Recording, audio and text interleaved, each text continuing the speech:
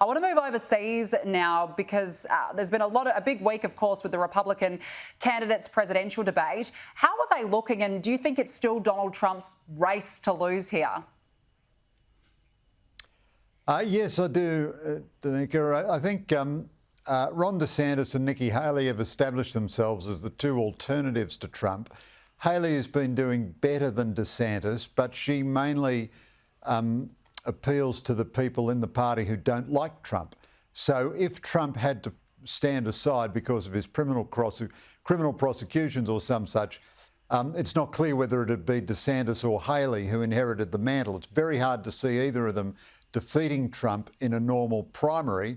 Meanwhile, on the Democratic side, Joe Biden is determined, it looks, to run. And, you know, I've got very good contacts in American politics who say that Biden will only step aside if there's some sort of catastrophic health intervention, some event that forces him to stand aside. But that means the vast majority of Americans desperately don't want either of these men to run. But that's the choice they're going to get. And for Australia and the world, it's a very bad choice because Biden is plainly past it, and Trump is plainly now even more twisted out of shape than he was before because of the criminal prosecutions he's suffered. So either of them is likely to be a very erratic and difficult president. And if Biden gets re-elected, as he well might, even though Trump's ahead in the polls, it's almost certain he couldn't serve a 4-year term. So then you get Kamala Harris, who is a tremendously unimpressive vice president. I mean, this has got to be the worst choice as Americans have ever faced since the last time when it was Trump versus Biden as well. Have you been surprised by Nikki Haley's apparent rise in popularity suddenly? It was clear during that last debate that the other candidates, they were particularly picking on her, and she seems to have taken it in her stride. Is she a genuine threat? Yeah, I think she's done really well. She's done really well. So she's a great story.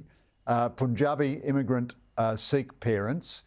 She was governor of, I think it was North Carolina. So she was a 2-term governor. So that's a very common pedigree to becoming president. It means you've run an executive government. You know how to make decisions. You know about electoral compromise. She had a period as the United States ambassador to the United Nations, which means she's had a very good training in global politics and all the rest of it. She is the bolter of this cycle. So you often get a bolter in a cycle. I mean, it was Clinton in his cycle, it was Obama in his cycle. It doesn't, however, mean that she's going to win necessarily. So you'd still think Trump wins, and you'd still think if Trump disappears, DeSantis might yet be the pick of the people who would otherwise vote for Trump. Although DeSantis, although he's very competent, very impressive governor of Florida, he just hasn't caught fire. There's a bit of magic in electoral politics. The electorate has to kind of fall in love with you a bit. And Nikki Haley is much easier for voters to fall in love with, it turns out, than Ron DeSantis is. So Haley is very well placed should Trump fall over or, you know, who knows, maybe as a vice president or conceivably even as a third party. I mean, she has certainly built up a lot of political capital during this primary process. Yeah, it's been fascinating to watch. Greg Sheridan, thank you so much for joining us. Thanks, Tamika.